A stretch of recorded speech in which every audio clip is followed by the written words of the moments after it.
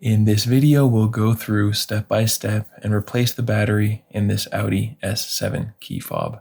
This will just take you a few minutes, and the only thing you'll need to get it done is the replacement battery, which is a CR2032. If you don't have one of these lying around, go check out that first link down in the description. That will take you right over to Amazon, where you can find these batteries for a great price.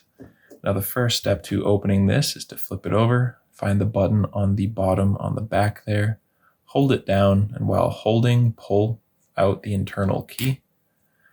Now over here on the front, there's actually a button down there. That whole piece goes down. So what you're going to want to do is hold the key fob, hold the button on this tab, and just pull that tab out.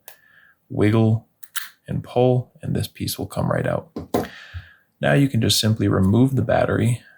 Go grab your new 2032 battery, and when you're ready to put it in, you want to make sure that the positive side is facing down. And you'll just set that into place like that.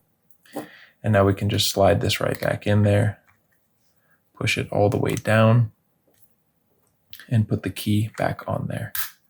And if you want to make sure you did everything correctly, you can click and make sure that light is activating, which means that you are good to go.